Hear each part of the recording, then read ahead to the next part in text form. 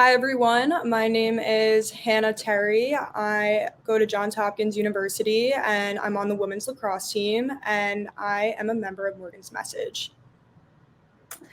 I'm Maddie Mooney. I am a graduate student at the University of Wisconsin. I run on the track and cross-country teams, and I'm a advisor on the board at Sarah Scholl's Foundation. Hi guys, I'm Ryan Hilinski. I am a graduate student at Northwestern University. I also attended University of South Carolina for 2 years, and then transferred to Northwestern. That's where I am now, and I am I am affiliated with Helens Hope because I am the younger brother of Tyler Hilinski, who took his own life in 2018, January 16th of 2018. He was a quarterback at Washington State University.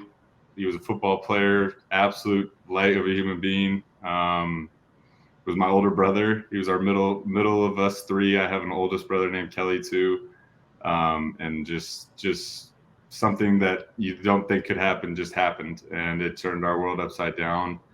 But just with good parents and an oldest good brother, we found a way to make it through it, and there's no really end to it, but we just make it day by day. So it's just how it is. But what about you guys? What led you to the organizations you guys represent?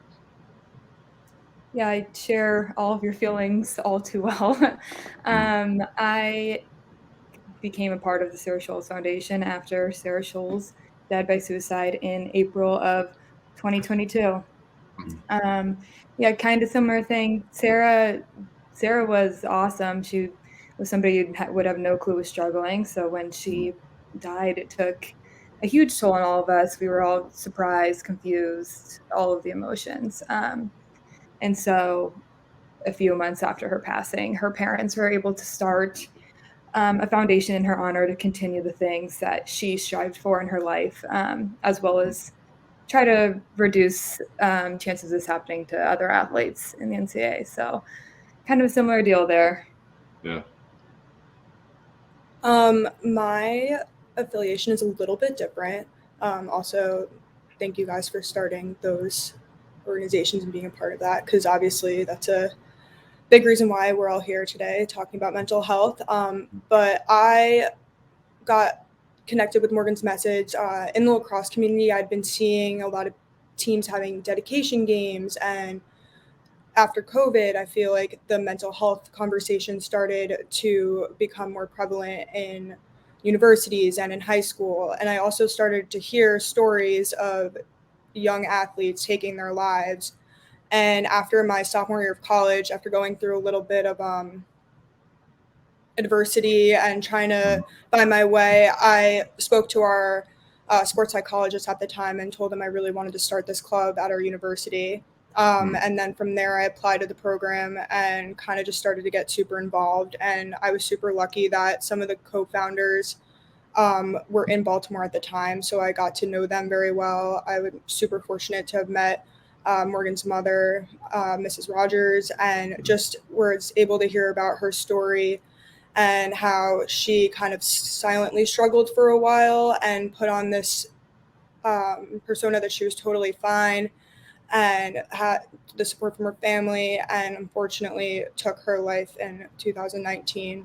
So her family and close friends and teammates rallied together to create Morgan's Message, and it's just been incredible to see what they've done so far with their organization, and also how they've come together with other organizations to kind of collectively talk about mental health.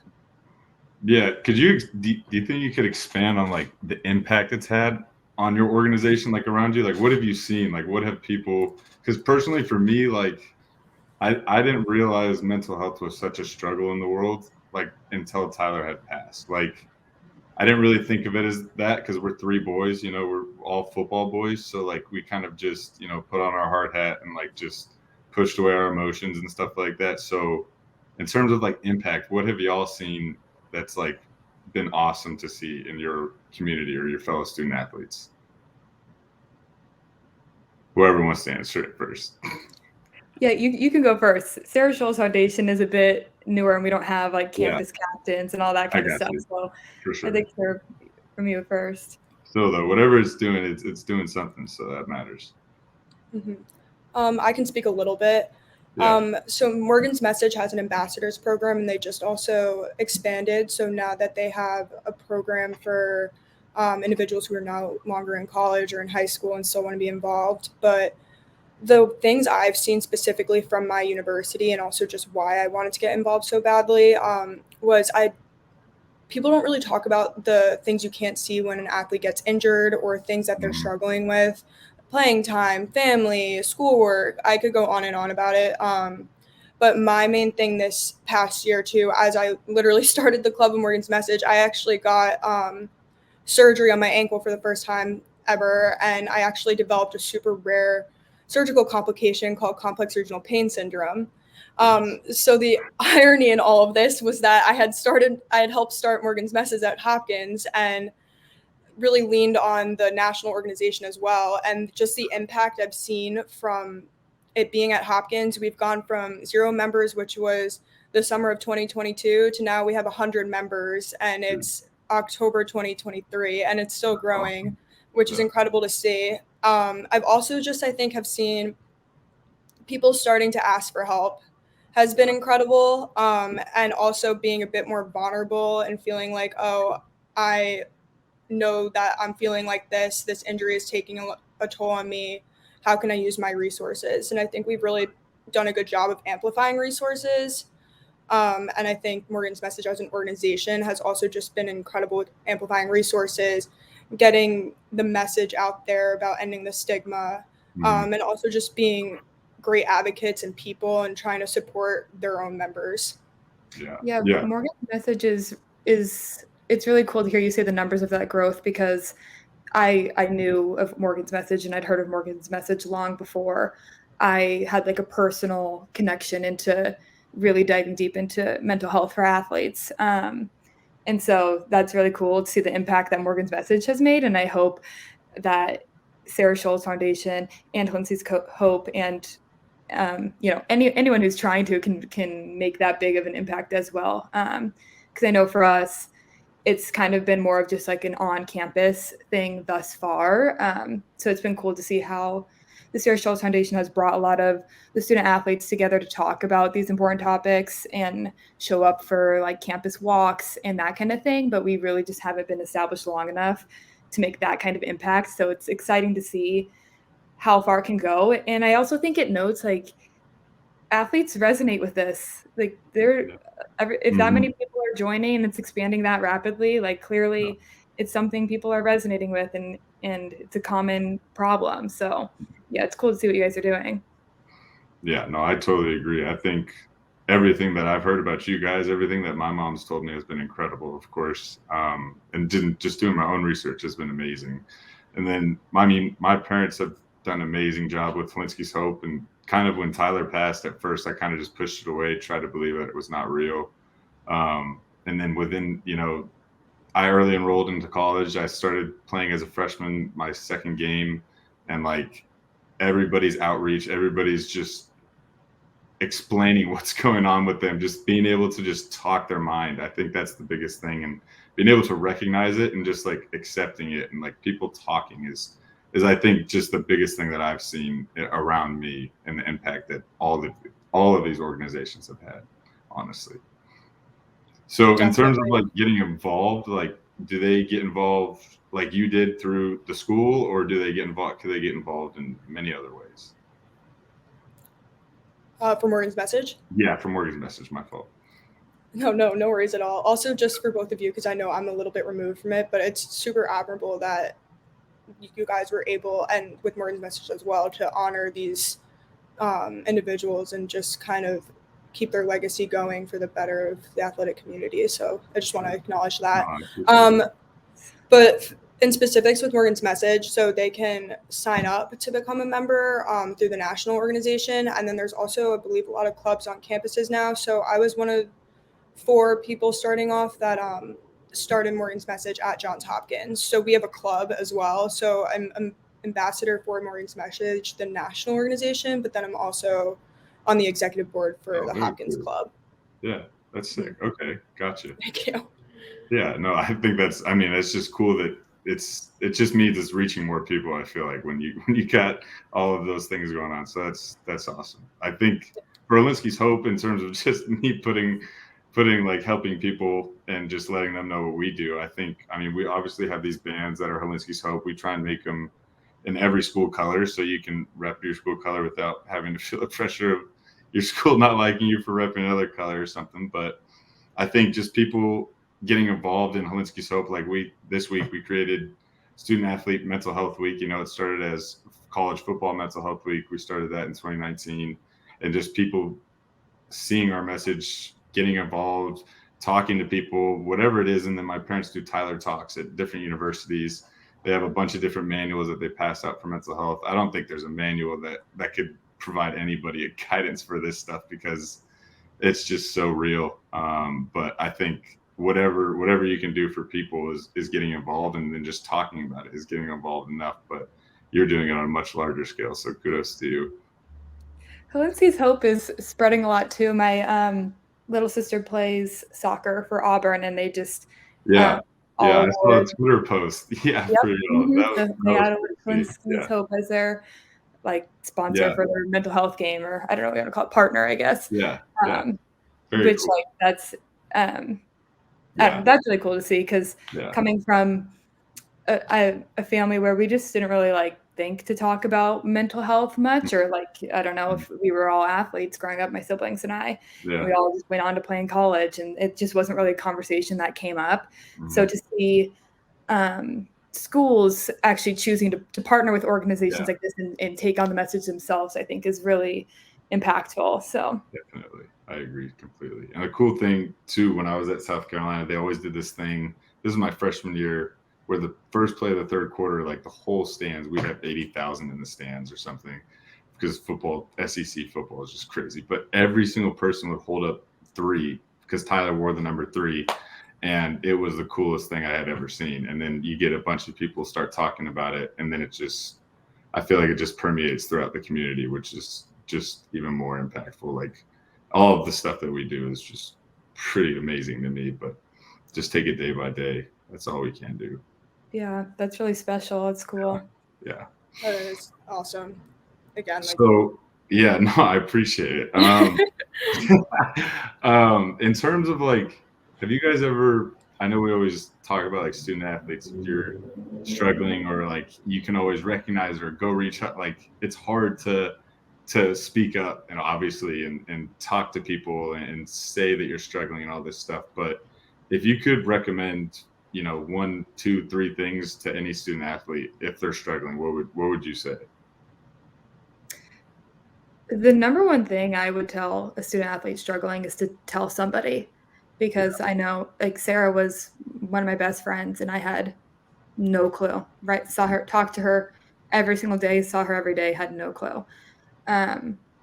So I think the most, and probably arguably the hardest thing to do, is to tell somebody when you're struggling, even if it's just a friend or a parent or a sibling, somebody who can help you take the step to getting professional help. That would be my number one thing for student athletes to know, is to just like tell somebody, take it off of your own shoulders a little bit, and get help from somebody just close to you even. Oh, that's good. I love it. Yeah, that's a great one, honestly. Like, I think that's definitely number one. And then a close second would be, this isn't like an embarrassing thing to ask for help. It's not a sign of weakness. You're not giving up. If anything, you're being strong, you're being brave, you're using your resources, you're advocating for yourself, and you're not giving up. Not saying that suicide is giving up. It's not, but just again, you're doing things to help yourself. And I think kind of coming to terms with your emotions, again, like what you are feeling in that moment is 100% valid, but knowing that, I was saying this to a teammate the other day, but it's just a pothole in the highway. So you're going to have that divot, and it might give your car a flat tire, but there's still so much road to go, and you got to patch it up and you'll be okay. It's just that one moment. Honor that moment, because it might be tough. Yeah, I think personally, if I would echo those two things. I think that's awesome advice. I think the biggest thing for me is I would echo, talk to somebody. I think Tyler was like this guy who, was smiles and all that, would lead the team out onto the field, even if he wasn't playing in the game, just because he friggin' loved football. But like he would always make sure like other people were okay before himself. And I think that's what a lot of people try and do nowadays is, they would rather other people feel happy sometimes rather than themselves. And then we give up that piece of ourselves, for other people. And then at the end of the day, we're kind of left empty. And just coming from myself, like I've been in that spot, that spot of a divot, and I just need to keep climbing out. And I think, like you said, tell somebody, because sometimes that hole is just too deep and you need a hand to like pull you out of that hole. So I think that's super important, both of those things that you guys said. So, well, yeah, and it's almost a guarantee that you're going to go through hard times in college. Like it's if you make it through 4 or 5 years, however long, without having problems, like that's insane. Props to you. Yeah. So yeah, I think I would definitely recommend other student athletes make sure they have a community they're comfortable with, like build relationships with friends or trainers, coaches, whatever, because you're going to struggle with something throughout your time in college. No doubt. And we're all usually pretty independent people, I feel, and at least in athletes, even though we depend on our team. And sometimes it is too much and you do need help. Like that hole you were saying before, it does get too deep and it gets tiring to have to keep like pulling yourself up and then you fall back. It's like 2 steps forward, 3 steps back. And I feel like it gets tiring sometimes. And then when the days get long and you have practice and you have exams, it's a lot and you need people to lean on. Yeah. In terms of like, say you don't have anybody at the current moment, or say you're just, struggling too much where you don't reach out, or you just want to deal with it on your own because you don't want to be that burden. Like personally, I love going on walks outside or something like that, or I like reading. Because I find myself in my thoughts too much. If I'm not constantly doing something, it's not constantly doing something because I definitely need to chill sometimes after practice or whatever it may be, because you need that rest time. But I think I need to constantly be doing something to get my mind off of that. So I think like helpful coping strategies or strategic tips or something like that. Like I love going on walks. Like I said, I love reading. I started learning to play guitar, and just like little things like that, I think could be helpful for other student athletes, because a lot of the times, like we're always around people, we're always around other student athletes, we're always around coaches, staff members, other students. And then at the end of the day, sometimes, we're left just by ourselves in our own thoughts. So what do you guys do when it comes to that stuff? If you're in your own thoughts, or you just need to just find something to help you? Something I have found, because I'm the same way with my thoughts, I need to kind of hear something, be doing something. Going outside, I think, is very important, and trying to if you are a person that being in your room for too long can kind of make you crumble a little bit, try to get outside, go to a coffee shop where other people are around, go to a library, go sit on the field. But I really think podcasts have helped me a lot, because it's someone else talking, and it can be a podcast about true crime. I know a lot of people like, but I literally listen to 2 girls talking about the stuff they did that like past week. And that's just kind of what I throw on when I'm in the shower, if I'm cooking something, if I'm alone, if I'm in the car, just to kind of distract my brain, which I think is super helpful. And then another thing I think is finding little achievable goals in your day. So if I feel like everything's falling apart, I'll go home and clean my room, because like that's a task I know I can complete and something I did. So it's kind of like the making your bed in the morning that everyone's always kind of talking about, which I'm not perfect. I don't do that every day, but just like doing something that you can get done can kind of turn your day around. I love it. Yeah, those are good tips. I've never heard of the podcast one, but I totally see how that would help, and I honestly might use that for myself. I think what I like to do when I'm really down and I don't want to talk to anybody about it is first of all, I kind of just like to cry sometimes. I feel like sometimes just like if you're super overwhelmed or there's a lot of stuff building up, like kind of just letting it out just feels good. But I also am big on journaling. And that's because I meet with a therapist, and so maybe I would meet with a therapist there, but I don't love it. And so I'm not someone who meets like weekly or bi-weekly. I honestly meet like once every couple months.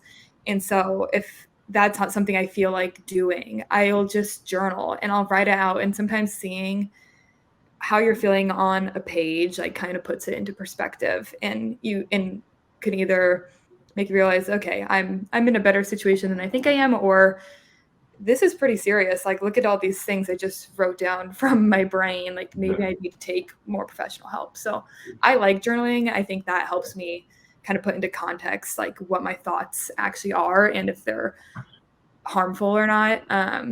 So I think that journaling is probably my biggest tip of what to do. Those are sweet tips. No, I used to love to journal a lot. And then I started also going to therapy, but I hated going to therapy too, because I just didn't like, I talked about my feelings a little bit, but then I just like talking to myself about my feelings sometimes. I feel like that's right. Well, and that's the thing, like everybody's mental health experiences are so different that not everything will work for everyone. So it's good to have a wide range of tricks. Yeah, I agree. Definitely. And if you're not a journaler, another thing that I've learned throughout just kind of hearing other people's stories, some people find it beneficial to record themselves. So take out your phone and record of how you're feeling right now and then kind of listen back to it. That can help a lot of people a lot if you don't want to write it down. I've heard really good things about that. That sounds good. I'm also in therapy too. So I can't we're all going to say that. I get you. Okay, so with all of this, like if you could see a perfect world in mind for, honestly, in my mind, I don't view student athletes. Obviously, we our lives are very different, and we have a very different schedule than a lot of other people. But like, I don't see my life very different than a kid that can solve a math problem that I can never dream of solving. You know, like he's also going. He's probably got a busy schedule. He's probably doing a lot of stuff like that. So in my mind, like, what are my hopes and dreams for the world, in a sense, of college students? Because I think mental health is prevalent in every aspect of life. But obviously, specifically for student athletes, I think a perfect world for us would just be having the resources like we have now at a more abundant level of something like that, whatever the word is. I go to Northwestern, I should know that, but I don't. So I think just having these resources that we have now, being able to talk about this type of stuff, hearing other people's stories, and realizing, you know, like, shoot, Tyler could look like some exact kid in the stands. You know, he's like a kid sitting in the stands, he's struggling with mental health. The kid goes, dang, they looks exactly like me. Or I feel like I have the same exact personality. I think just having these outlets and these resources, like I keep saying, is the perfect world for us. And being able to not be looked down upon for feeling a certain way, I think is another huge thing that we need to adapt to. And I think that's coming with our generation as we continue to grow up, because we understand it more. I'm not saying more than actually I am saying that we understand mental health more than some of our elders, because we just have been in it more. And granted, they grew up in a different time, of course, but I think it's just continuing to evolve. And I think eventually we'll get to a spot where we feel comfortable and safe and stuff like that. But I think it just needs to start like with us, like we're doing now. Yeah. Well, my hopes and dreams for student athletes specifically is that, especially in the NCAA, is that our and now I'm blocking a word, our like superior, like our coaches, our trainers, the staff who's supposed to be taking care of us in this is equipped, and they know what to do, and they're not saying things to harm athletes or punishing athletes in a way that hurts their mental health. I hope that student athletes are not negatively impacted by the adults in their life, because this is such a transitional period. Like, we are pretty vulnerable. It can be very lonely being in college, you know, first time away from your family and stuff. So I hope that all the adults who work directly with athletes can be better equipped and better educated on how to day to day, like their interactions with athletes and how to help an athlete when they notice signs or an athlete comes to them saying that they're struggling. Yeah. I think those are both excellent points that you guys just made. One thing I think has been very interesting, and I've talked to a few people about this, but definitely from like older generations, sometimes you can be like, well, in my day, like I didn't get that extension, or I just had to deal with it, or I didn't get this, I didn't get that. But I think the big thing we have to realize too is that our world is changing and that there are new things in our environments now. So we're also humans and we have to adapt. So this is kind of a moment where we're adapting. So our life is getting more instantaneous. We're having more things in our day. There's more pressures now. So obviously our mental health is going to it's going to take a toll on that. So being able to adapt and have these resources, I think, is so important. The one thing I think that is super important for athletes just in general and like would be my dream is that, yes, we're amplifying these resources, but I think they also need to be accessible. So they know an athlete might be like, oh, I might need to go to therapy. Oh, I might need to go to a pain management doctor. Oh, I actually just hurt my foot and got surgery, but I can't afford physical therapy. Kind of trying to figure out how, and I know it's hard, obviously, we're not in a perfect world and there's different ways, but trying to make these resources more accessible to athletes is the first step right after making them amplified. Yeah. Thanks everybody for tuning in today. Hopefully this was insightful to hear from us and kind of learn about our different organizations and how we're trying to make a difference in the lives of student athletes and people in general. Again, I'm from the Sarah Scholes Foundation, so stay tuned as we keep doing things to advance our three major areas, which are women's rights, student athletes, and mental health. But yeah, it was great talking to you guys. Yeah, no, it was great talking to y'all. Yeah, like she said, I think Helens Hope is doing great stuff. I think both of y'all are doing great stuff, and the foundations, of course. Yeah, stay tuned because it is Student Athlete Mental Health Week. So we got a bunch of stuff coming up. And then if you find yourself in the football stadium, make sure you're raising the three because Tyler's definitely watching. So. Yeah, it was awesome talking to you guys today and just kind of hearing a little bit more about some other organizations. And thank you guys for giving us this platform to kind of having an open and honest conversation. Shout out Morgan's Message for just, again, being rock stars and taking a shot at mental health and starting to end that stigma. And I'm excited to see where all three of these organizations go and how we can all kind of work together to make this world a better place.